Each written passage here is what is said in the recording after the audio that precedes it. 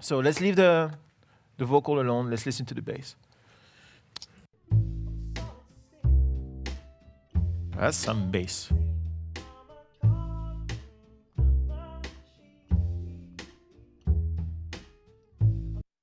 Sounds good. It's a little rowdy. It's supposed to be rowdy. It's a little too rowdy. And it's a little kind of like bleedy in the bottom, right? It's a little like bleh. So we're going to fix that. The first thing I would do probably, I'm probably going to actually use this EQ right here. So this EQ, same principle, is inserted in between the converter and the 2-bus, okay? So let me high pass. Obviously, that's too much. It sounds like a Metallica record right now, Lon.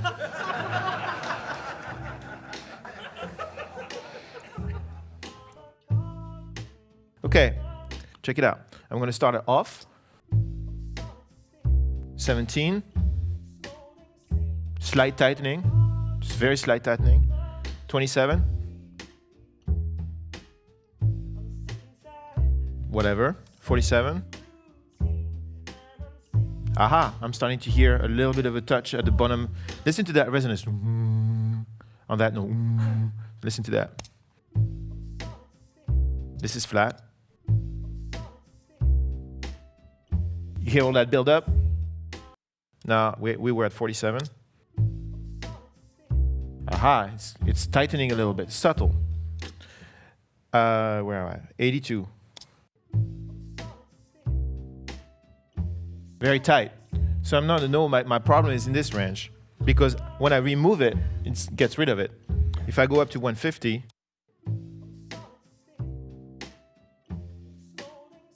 yeah. So now the bass is completely emasculated, but I know that in the 80-ish range, something is being a problem. So I'm going to leave my filter below that. I'm going to bring it like 27-ish. And I'm going to use my filter down here, my EQ down here, to try and find the problem. The options that are given to me are 56, which I think is too low, and 100, which should be just right. So I'm going to start at 0 and...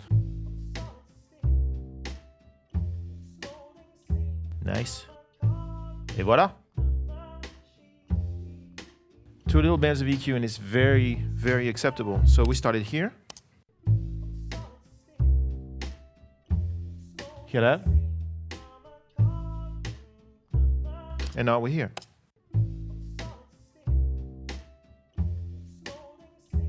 Can you hear the differences? Okay, great. 2 little adjustments. We don't have to put 100 plugins on it. It's happy. The other thing I'd like to do here is I'd like to probably compress it. And from experience, I know that on upright, I kind of enjoy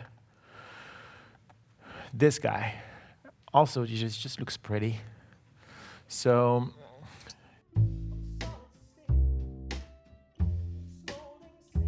okay. Pretty happy with this. All I'm trying to do is I'm not trying to do anything other than give the tone of the bass an evenness. I don't want to squish it. I don't want to hear it. It's just going to give it an evenness. And also, it gives a nice upper mid-range thing. And I'm thinking I actually push this. Check it out. I think it would sound fatter if I went this way. If I went back to this EQ here, sorry, I'm jumping. And I added some of that. Some of the wood, right? This is flat. And this is with the wood. You know, I like the fingers. They're for real. Good player. So, in summary, what we've done on the bass so far is, if I turn everything off, sounded like this.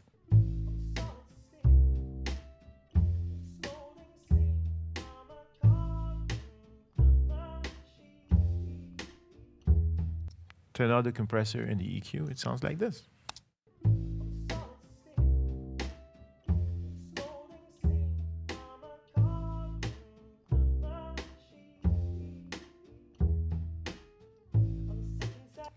Simple, neat, pretty.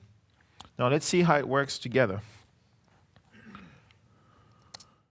I'm solid steel, In scalding steam, I'm a cog in the machine. Fancy that, it works. I'm sick and tired of the same. I could make a record with this. We could print this. Well, maybe you want to turn the guitar on, thinking about it. But apart from that, this is a perfectly fine record. So next thing I would do here is I probably would start creating space. Since unless I'm doing a house music record, as aforementioned, my most important thing is the melody and the bass. The relationship between the melody and the bass gives you the song, the harmony, and the vibe. Everything else is wallpaper, as far as I'm concerned. Noisy wallpaper, but wallpaper nonetheless. So what I'm going to do now is I'm going to try and create some space. Most of my mixes, I have 3 reverbs. Why 3? Because one's not enough. You heard that one before. I'm sure if you have a girlfriend. All right. So what I'm going to do right now is I'm going to show you the first one. I tend to have 3 different settings. I have a very, very short reverb that sounds a little bit like an office, like a room, a bedroom or something. I call it the office to remind myself that I'm not working in an office, and that's a good thing. And it sounds a little bit like this. We'll go back just to vocal. I'm solid steel. Okay.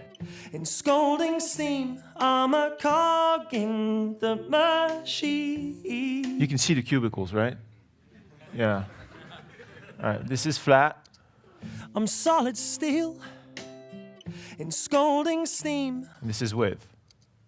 I'm solid steel. Okay? Now, obviously this is too much. What this is going to let me do is, you know, when you record something, everybody records everything very close like this, you know? In this case, we had to because of the bleed. I hate that. I like to know that there's something, it's not a cardboard cutout of the singer. I don't want to hear that. I want to hear the singer. And the singer tends to have, well, some have depth. Some don't. This one does. So might as well want to recreate that, right? So I put this little reverb, so it tends to do this a little bit. Check it out. I'm going to play it and mute it again so you can hear that. I'm solid steel. In scalding steam, I'm a cog in the machine. See how once I mute the reverb, it gets really dry and in your face? I'll do it again. This is with. I'm solid steel. In scalding steam, I'm a cog in the machine. Right? That flat sound, that's the demo sound, right? You say, my stuff always sounds like a demo. Yeah, put some depth in your recordings. You know, move the microphone back a foot. Nobody will sue you for it. You know, it's okay. So if you're still scared that somebody's going to sue you for it, then put the microphone very close and use this trick. All right. Then the second reverb I have is a plate. You know this. I'm solid steel. Tasteful. In scalding steam, I'm a cog in the machine. That's the reverb that I want to hear. The wetness, you know, what we call wetness. It's kind of the trail on the thing. This one sounds a little fat to me. I want it to be a little thinner, so I'm going to EQ it out. I'm here. Solid steel. You see here it's moving. In scalding steam. I'm solid steel. You can hear the tone of it, right? I'm solid. That's about it. So I'm going to remove a little bit of the bottom. I'm solid steel. In scalding steam, I'm a cog in the machine. Okay, that's cool. I'm sick and tired of the same routine. And the last one I like to use is a wash. Usually I use a Hall. In this case, I'm going to use the 250 because I love the 250. It's really cool. Check this out. This is with. I'm solid steel. Much fatter. And this is, so the plate is giving me the sauce, right? But it's not giving me any spatial cues. It's really giving me sauce. So it doesn't sound like the sound is stopping at the end of the song. It's just a little bit of a trail. This wash is giving me more like an ambience general for the whole track. So I'm going to put too much of it so I can tune it. I'm solid steel. In scalding steam, I'm a cog in the machine. And that's going to give me some height too, because it's behind and far away, and it sounds like there's a lot of height. So I'm going to put less of that so you can hear a more subtle, less French effect on it. I'm solid steel. In scolding steam, I'm a Okay. cog in the machine. I may adjust the length later when I grow up. Right now, this is all three reverbs at the same time. I'm solid steel. A little too much in the wash. Scolding steam, I'm a cog in the machine. If I mute the reverbs in the middle, I'm sick and tired of the same routine. Okay. And I'm singing. you get a real sense of space behind the stuff. If I put the bass and the vocal together with the reverbs on, it sounds like this. I'm solid steel. In scolding steam, I'm a cog. Doesn't sound wet, in the but it sounds machine. starting to sound less demo-y, right? I'm sick and tired. So maybe I would consider putting the office on the bass.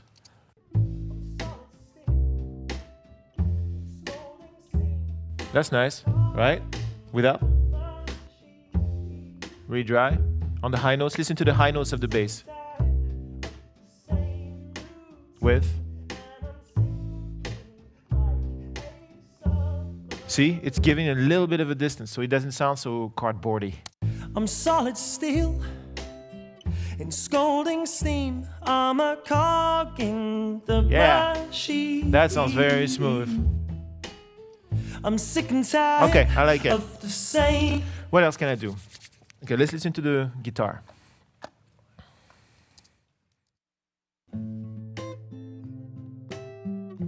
That's the microphone. Sounds great. And this is the DI.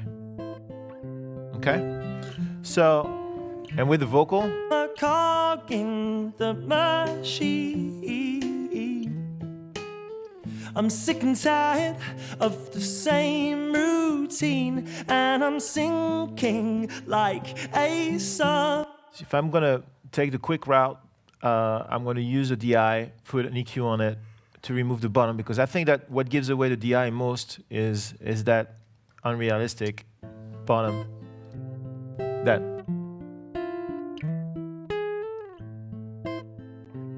Make it a little thinner, and then compare with the other one. I'm solid steel. Scolding steam. I'm a cog in the machine. That sounds reasonable, right?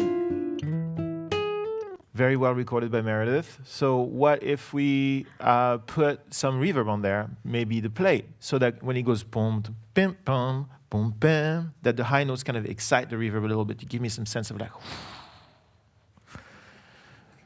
technical term.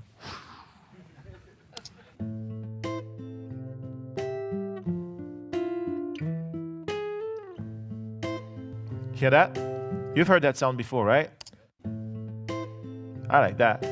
That's cool. Okay, with the vocal. Nice. I'm solid steel. Nice. In scolding A little more of the DI. I'm a cog in the machine. I'm sick and tired of the same routine, and I'm sinking like. One more time, Meredith wins, and I'm using the DI on the mix.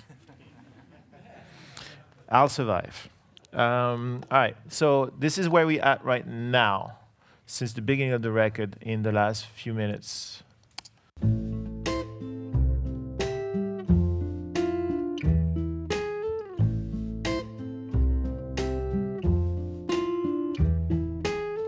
I'm solid steel. Sounds very nice.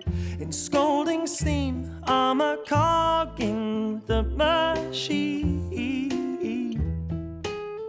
I'm sick and tired. Dig it? Let's move on. Now let's go to what we call the drums.